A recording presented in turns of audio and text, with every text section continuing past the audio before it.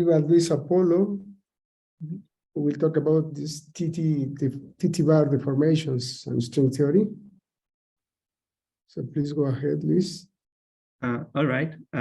Thank you for the introduction, and thank you to the organizers for inviting me to give these lectures.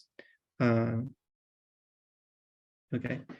So the topic of my lectures is the holographic correspondence between single trace TTbar deformations of two-dimensional CFTs and string theory on ADS3 spacetimes. And before I begin, let me give you a short motivation to study this question. So the TTbar deformation is an irrelevant deformation that is defined by the following differential equation for the action, where here by TTbar, I mean the TTbar operator, which is defined in terms of the components of the stress tensor in the following way. And here I'm working in Euclidean signature, so Z is IT plus X. Now this TTbar operator that's defined here is defined in terms of the instantaneous stress energy tensor. And what this means is that along the flow defined by this deformation, I deform the theory by the TTbar operator defined at each point. So for example, if we start with a CFT, the TTbar deformation takes this form. We start with the action of the undeformed theory, which is the action of the CFT. And to linear order, we have a deformation that's driven by the T and T bar components of the stress energy tensor. And similarly, we have higher order corrections, which are determined by the stress tensor now of the full theory. And you can see that the deformation parameter mu has dimensions of length square, which means that the deformation is irrelevant and drives the theory towards the UV. Now, despite the simplicity of the definition of this TTbar deformation, it has some remarkable properties. So for example, the deformation is universal, meaning that it doesn't depend on the details of the QFT. It only depends on the fact that we have a conserved stress energy tensor, plus a few other assumptions that we'll discuss later on. The theory is solvable in the sense that the spectrum and S matrix of the deformed theory can be written in terms of the undeformed quantities, again in a universal way. The theory is non-local but UV complete, so this parameter mu introduces a scale of non-locality, but the theory is still UV complete in the sense that the spectrum and S matrix are defined to arbitrarily high energies. Something that is important to understand is that this TTbar deformation it's not really an RG flow. So as we move along this flow to the UV, we're not really introducing any new degrees of freedom. The degrees of freedom remains constant along the flow. And this is related to the fact that the TTbar deformation is equivalent to coupling the QFT to gravity. So these are some of the interesting reasons to study the TTbar deformation of a two-dimensional QFT. But in these lectures, what we're interested in is understanding the holographic correspondence to TTbar deformed CFTs. So more precisely, we can imagine starting in the IR with a two-dimensional CFT that we know is holographically dual to some theory of gravity in ADS3, say Einstein gravity plus some matter fields. And now we deform the CFT2 by this TTbar operator so that we end up with some TTbar deformed QFT in the UV. And the question we would like to ask is, what is the holographic dual? So what does this TTbar deformation correspond to in the bulk? Now, it turns out that this answer depends on the double or single trace version of the TTbar deformation. What I mean by double and single trace will be explained later on.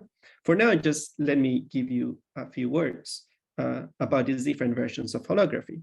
So in the double trace version, we don't change the local geometry, which means that if I start with ADS3, so this is my diagram for ADS3, then after the deformation, I end up again with ADS3, except that at the asymptotic boundary, I now have to put mixed boundary conditions. Okay, and something that's interesting about this double trace deformation is that I can equivalently think of this picture as introducing a cutoff in the bulk, say at some finite distance, where I impose Dirichlet boundary conditions that instead, this works when the deformation parameter is less than 0. And if you want to have a similar picture for a positive deformation parameter, there's this other construction that can be obtained by analytic continuation that we are calling Gluon surface. Okay. So that the moral of the story here is that the double trace deformation does not change the local geometry. You are left with a locally IDS3 spacetime.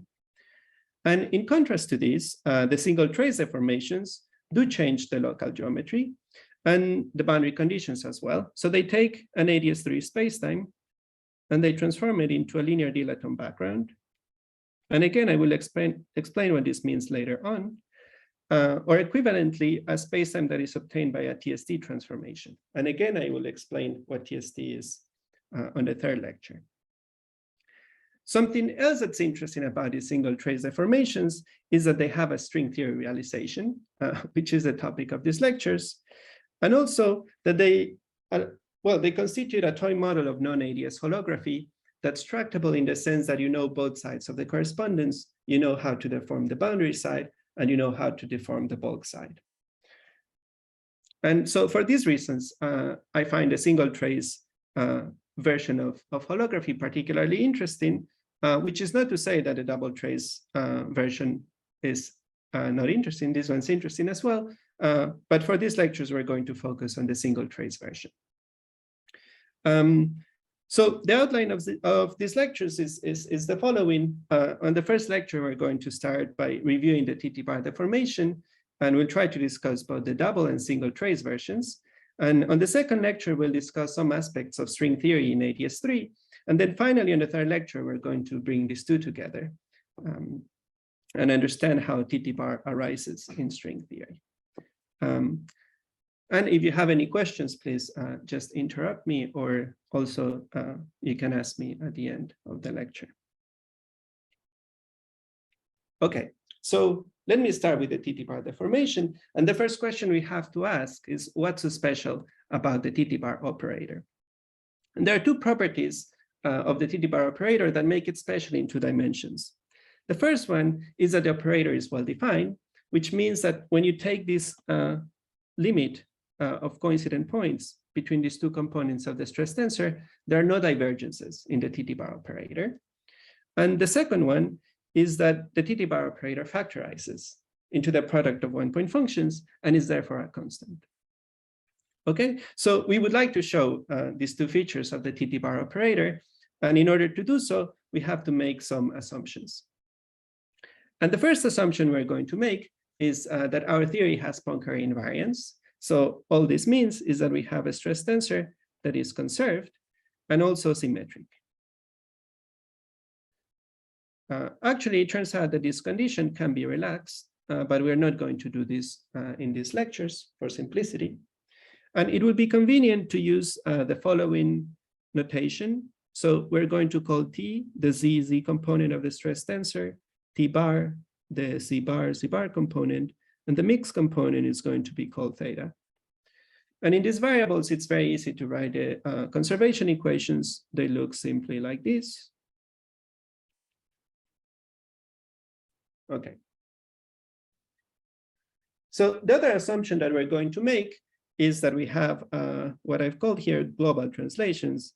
And all I mean by this is that the translation symmetry is not spontaneously broken.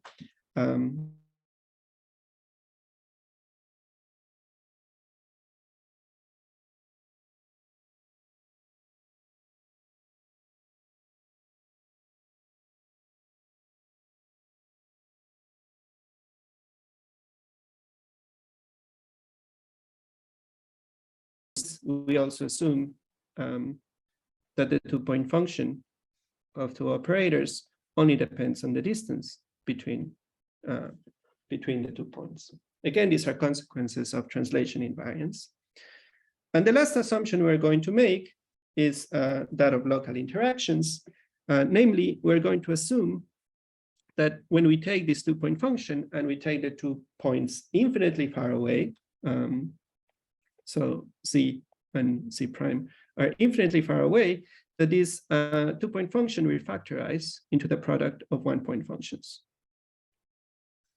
Okay, and throughout these lectures, I thought it would be fun to put some exercises, which everyone is encouraged to do. And if you do them, you can contact me and we can, and if you have troubles, you can contact me and we can figure out what the answers are. So a simple exercise one can do here is to check that this formula works for the stress tensor in a 2-dimensional CFT, both on the plane, where it's a bit trivial, and on the cylinder. Because what we learned from these conditions is that the theory must be defined either on the plane or on the cylinder. So that's going to be one of the assumptions in what follows.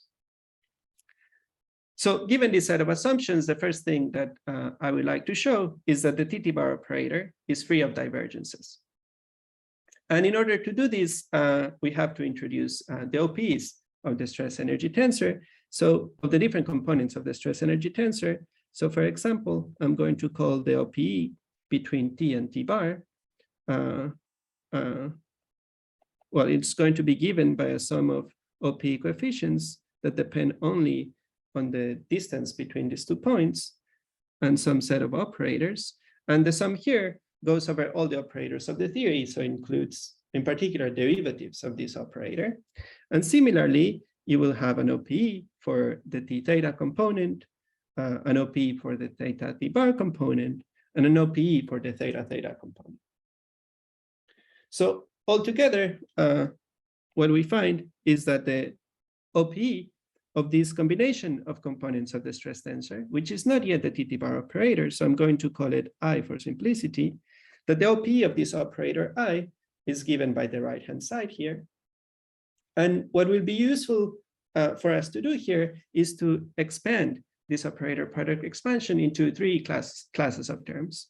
So the first term is going to be a term that is where the OPE coefficients are constant. We're going to call the corresponding operator OTT bar. This is an operator that has dimension 2,2, which explains why the OPE coefficients do not depend on, or these OPE functions here do not depend on the coordinates. We will also have a contribution of operators that contain at least one derivative, as shown here. And then the rest of the operators do not fit into any other 2 classes, and we denote that by this tilde here. Now, the interesting thing about this is that these functions f and f tilde are generically look like c minus c prime to some power, which means that they will diverge when you take this limit c going to c prime. But what we're going to show is that this is not a problem for the TTbar operator. And to do this, we're going to use the conservation of the stress energy tensor. So the strategy will be to take a derivative of this operator I, which I have done here. So this step is rather trivial. I've just moved the derivative through. And the non-trivial step will be to add this additional term. So this additional term is exactly 0 by construction. This is the conservation of the stress energy tensor. And I'm going to use the conservation of the stress energy tensor in an additional way by turning this derivative into dz theta. And now I can combine this term with this term into this expression here, and this term combines into this expression here. So what's important about this is that these operators annihilate any function that depends on z minus z prime. And this one annihilates any function that depends on z bar minus z bar prime. Okay? And all of this is just a consequence of conservation of the stress energy tensor. And this means that when we compute this derivative of this combination of components of the stress energy tensor, and we plug in the OPEs that we had up here, that this derivative is going to go through these coefficients here and act only on the operator. Okay, so in other words, what this looks like is like this.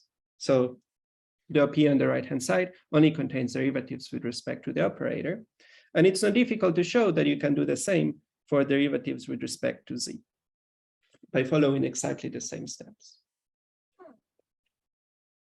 So what this means is that if we go back to this expansion that we had up here, the terms of this form are not present in the OP. So these terms turn out to be 0 for this combination of components of the stress energy tensor. And the only two terms that we have is the constant term and the term that has derivatives of some operator acting on it. Now, why is that important? Because if we now compute the expectation value of this operator, what we're going to find is that it's the expectation value of some other operator, which would be a constant, times the expectation value of a derivative of an operator. And by the set of assumptions we made before, this vanishes. Okay? So the conclusion of this exercise is that the TTbar operator is well-defined up to total derivatives. And well, at least we should say the expectation value of the TTbar operator is well-defined up to total derivatives, which is what we're interested in the quantum theory.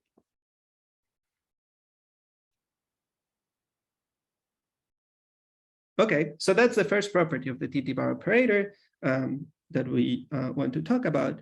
The second one is the fact that the TTbar operator factorizes, meaning that it becomes a product of one-point functions and it's a constant.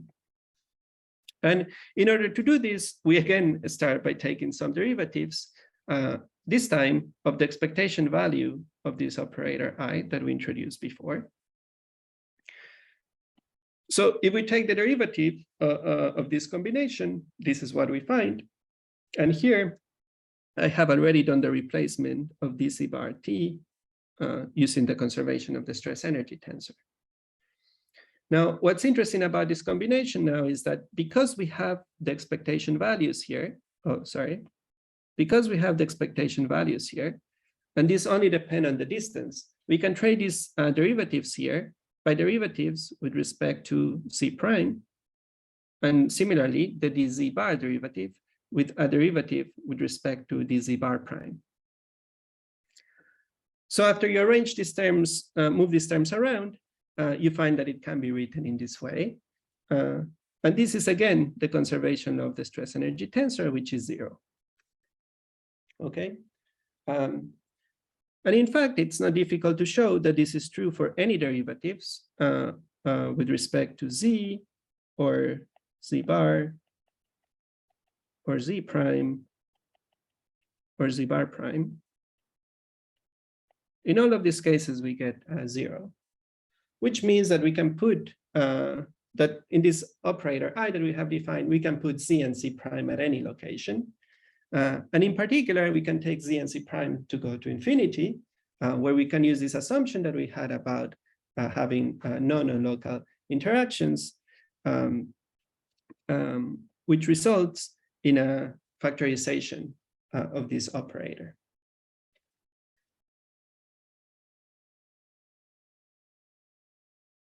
And so when we combine these two facts together, we find that the expectation value of the TTbar operator, which is defined as the limit where c goes to c prime of these combinations of the components of the stress tensor, factorizes and is a constant.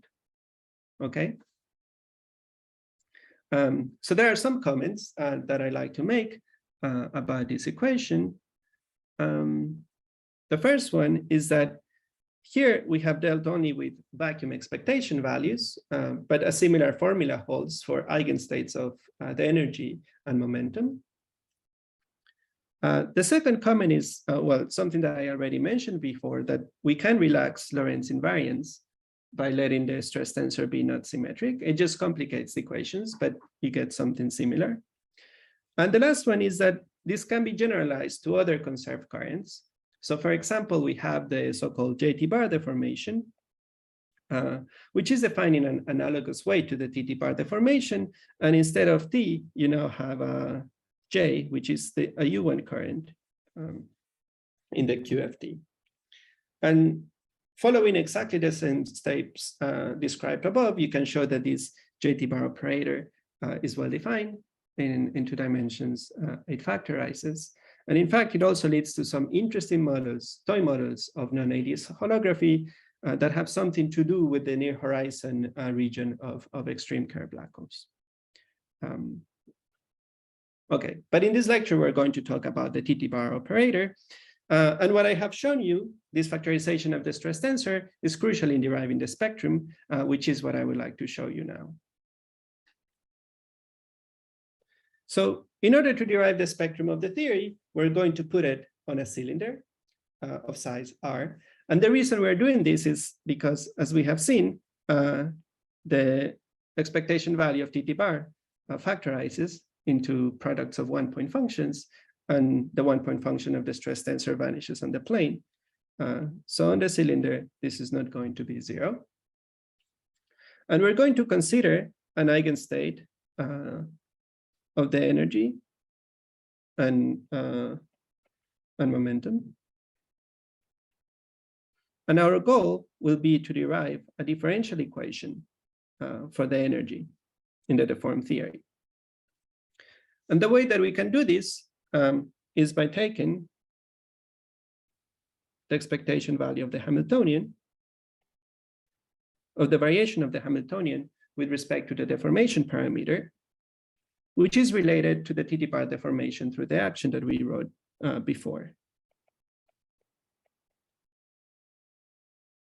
And this is straightforward. One just has to keep track of the signs because the signs are very important in this story. And this minus sign here in particular comes because we're working in Euclidean signature. Okay, so as we have seen this expectation. Was there a question? Yeah. Is this x this coordinate x on radial coordinate? Well, we're in Euclidean well, it's identify modulo r here. What do you mean by a radial coordinate? It's. Oh, I thought the 0 point was on the center of the circle, or not? This along no. It's along the circumference, right? Say that again. That direction is along the circle. Right, it's along the circle. Yeah. Oh, okay. Perhaps it should be some x plus 2 pi r, something like that. Yeah, it could be 2 pi r, but yeah, for simplicity, yeah. So indeed, it formally should be 2 pi r, but I wanted to hide all factors of 2 pi. Yeah, thank you. Yeah, yeah, it's dangerous, but yeah, thanks for the question. Right, so because the expectation value of the TTbar operator is a constant, this simply becomes minus 4r TTbar. Okay, so in order to turn this into a differential equation for the spectrum, we need to figure out what the right-hand side is, and there are 2 steps that we need to take. The first one is trivial. We just need to change between the bases that we were working on before, the z bases, into the x and t bases. And the only tricky thing to note here is that there are some minus signs and some factors of I that again come because we're working in Euclidean signature. The second step, which is less trivial, is to write the vacuum expectation value, the expectation values of the components of the stress tensor in terms of the charges. And they are given in this way. So these 2 here come, these are just the conserved charges, so we can write them in this way. The factor of I again comes from working in Euclidean signature. And here xi mu is a Killing vector for translations along either t or x. And to show that you get the expressions above, you just use the fact that this operator, this expectation value is constant. And this one follows from the conservation of the stress energy tensor. So if you combine all of these ingredients together, you find that the expectation value of the stress of the TTbar operator, which was given by this product of 1-point functions, can be written in the following way. And so if we use the equation that we had above, then we arrived at this equation for the spectrum of a TTbar deformed QFT.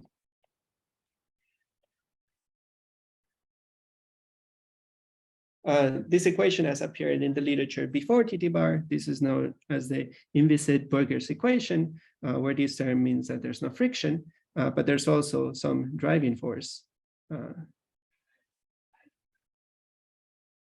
And this equation is in a red box because it's a very important equation that we will use in the derivation of the spectrum and some other properties of the partition function. Now, solving this equation it's not difficult, but we can actually make it even easier than it should be. And in order to do this, the first thing we note is that because the coordinate x is compactified, so because we are in a circle, the momentum before the deformation, which I'm going to call Pn0, must be quantized in units of 1/r. So here m is an integer. And after I do the TTbar deformation, I'm not changing the geometrical properties of my background. So the deformed momentum, which is denoted by Pn mu, should also be quantized in units of 1/r. And it turns out that these integers, m and m prime, have to be the same because the momentum is changing discretely, whereas the deformation parameter is continuous. So we find that the momentum, the deformed momentum, is the same as the undeformed one. It doesn't change. So if you use this fact, and this is a fun exercise, you can show that Burger's equation can be written as a quadratic equation instead of a differential one that looks like this. So it tells us that the undeformed energy is given by the deformed energy plus some correction that depends quadratically on the deformed energy and momentum. And if you want to show this, a hint that you can use in this derivation is the fact that this quantity must be dimensionless, and therefore it must be a function of mu over r squared. Okay. Another way to write this formula, which is useful later, is in terms of the left and right moving energies. So in this case, the formula takes this form. And here the left and right moving energies are defined as follows.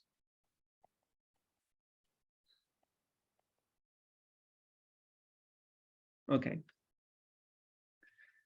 So now we've taken a differential equation that was not difficult to solve into a quadratic equation, which is really easy to solve. And the solution is given by this square root structure, which is characteristic of TTbar and also JTbar, for example, and other irrelevant deformations. The only subtlety here is that you have to be careful about the sign here, to pick the right square root. And you can do this by guaranteeing that this formula has a well-defined limit when mu goes to 0. Okay, so there are many comments that we can make about this equation. The first one is that, again, let me stress that it's universal and it's valid for any Poincare invariant QFT, which speaks to the power of the TTbar deformation. The second one is that if you try to probe the UV of this formula by taking the limit where r goes to 0 of the ground state energy is 0, you find that this is not proportional to 1/r, which would be the characteristic behavior in a CFT. So this is a hint that the UV is not a CFT fixed point. And throughout these lectures, we will see many other hints of why this is the case. Okay, and in particular, we find that for a CFT, where the energies can be written in terms of the conformal weights in this way. So these are conformal weights. And C is the central charge. For a CFT, the formula for the deformed spectrum in a TTbar deformed theory looks like this. And the reason to write this explicitly is that you note that this term can be less than 0 for the vacuum, where H0 and H0 bar are both 0. Which means that the fact that we have this square root can lead to some pathologies in the spectrum.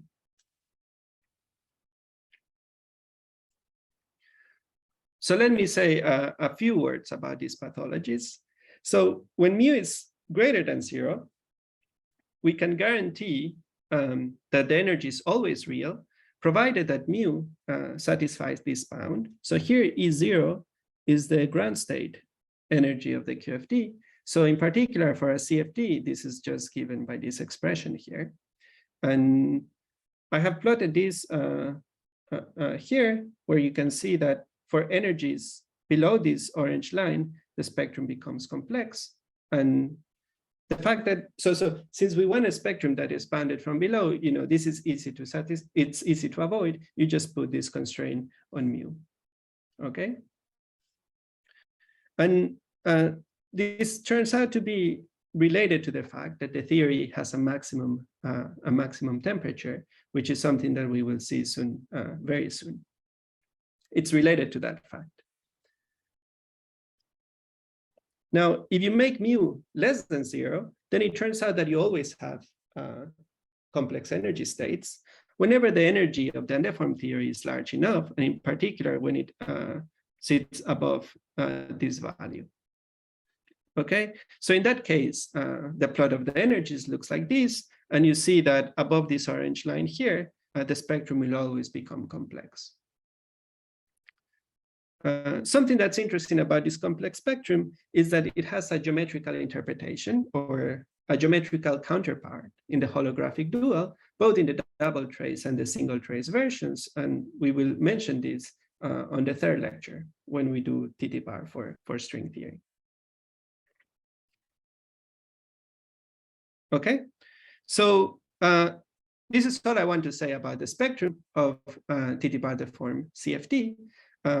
Now I would like to talk about another interesting property of TTbar deform CFDs, which is modular invariance of the partition function. And the reason why I would like to discuss this is because it will be useful to help us understand the differences between the single and the double trace versions of the TTbar operator. So before I begin, I want to just do a very short introduction to modular invariance in CFD so that we're all on the same page. So consider the partition function of a CFD on a torus that satisfies these identifications. And moving forward, I have said R equals to 1. And as someone asked before, this should really be 2 pi R equals to 1, just for convenience. And the partition function of the CFD, which is denoted by Z0 here, is given by this trace over the states of the theory that are weighted by these exponentials. So here Q equals e to the 2 pi I tau, and tau is given in terms of the chemical potential and the temperature of the CFD in this way. And in terms of this tau, you can write the partition function in a more physical way, as shown here. Now, in any CFD, a consistent CFD must be modular invariant, or that is to say, invariant under large diffeomorphisms of the torus. So it must be invariant under modular transformations where tau transforms as follows. And these A, B, C, and D are integers and are constrained to satisfy this equation. So this set of, there are two modular transformations that are special and generate the whole set of modular transformations that are known as T and S. So for the T transformation, this is, it takes tau to tau plus 1.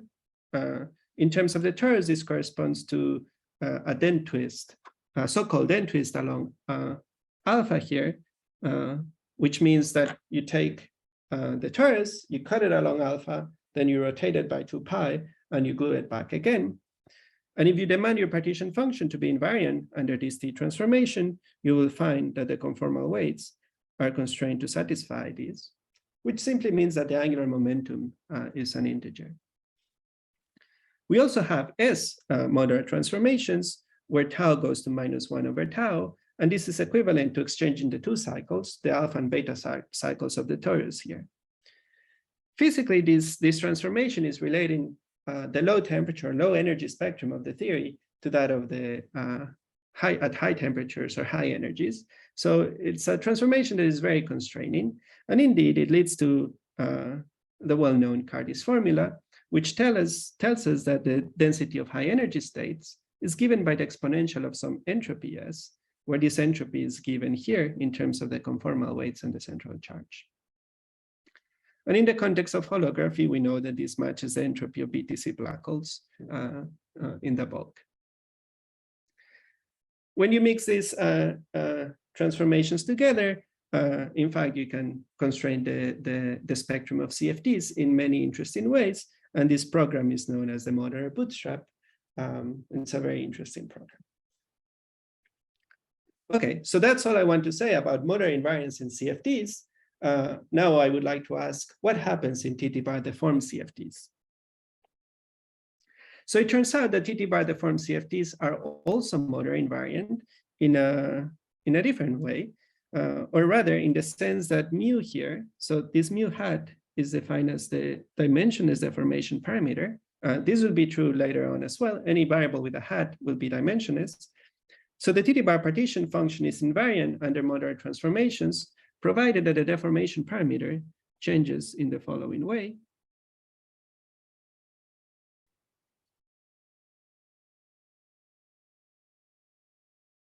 And something interesting about this is that unlike the case of CFTs, where the modular transformation properties are related to the symmetries of the theory, in the TTbar case, as far as I know, they're not related to symmetries of TTbar in an obvious way. So it would be interesting to understand if there's a relationship to any symmetries that TTbar may have.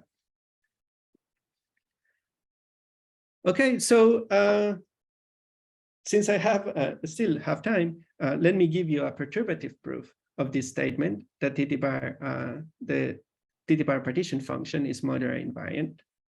So the perturbative proof proceeds as follows.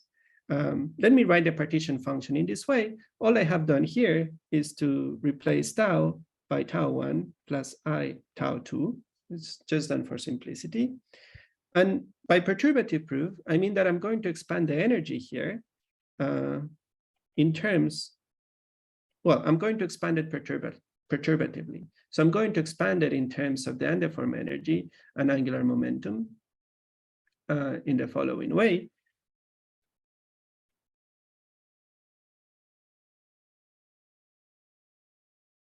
Okay, and there are additional orders that I'm ignoring because we don't need them. And here En is going to be short for the undeformed energy, and Pn is going to be short for the undeformed angular momentum. Now, if I do this expansion in the exponential, I can bring down powers of mu down from the exponential and write the partition function in the following way.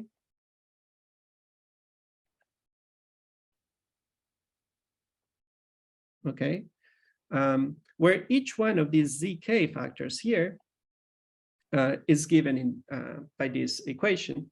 And what this means is that, well, each one of these zk's is given by an exponential, which is the same exponential that appears in the undeformed partition function of the CFT, times some polynomial in the energies and angular momentum. And since the energies and angular momentum also appear in the exponential, we can trade these functions here for a differential operator acting on the undeformed partition function, so that this is the same as, or so that this can also be written in this way, okay? And here this dk is some differential operator that contains derivatives with respect to d tau and d tau bar.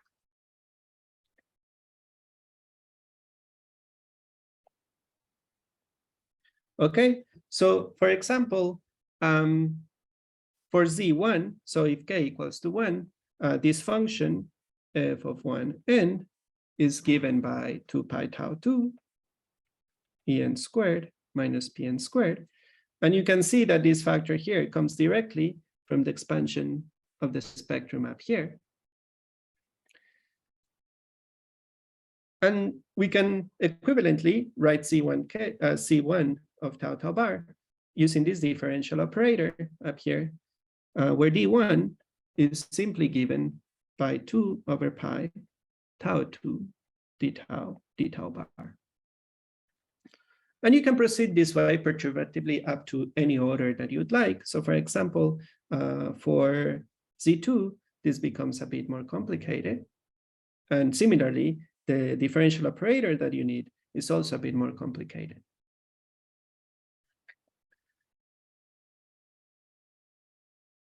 As an exercise, you're asked to show that under modular transformations, where tau goes to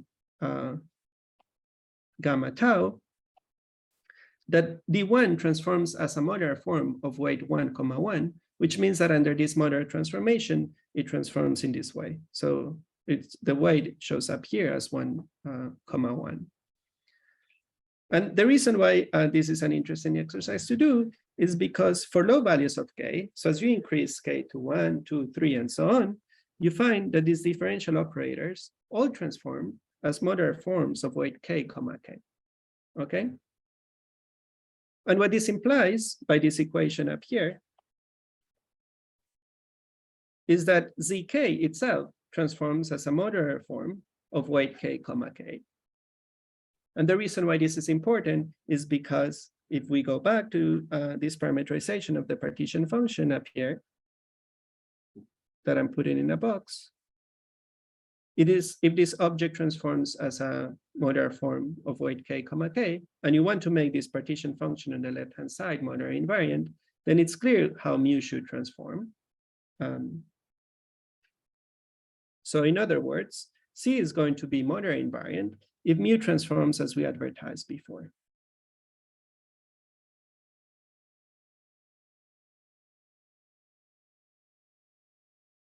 Okay. Right.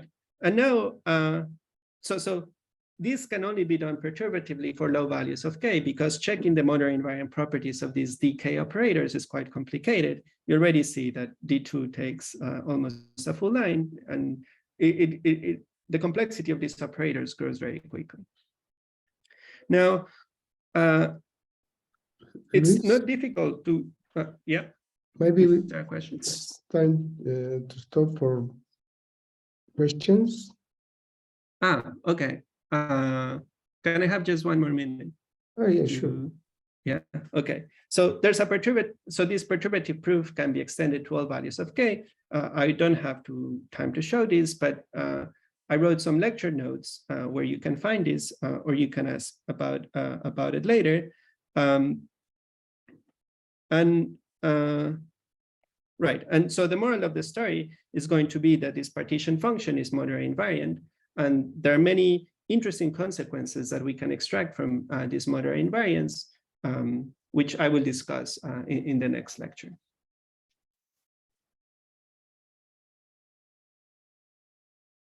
So thank you very much for this nice talk. Questions are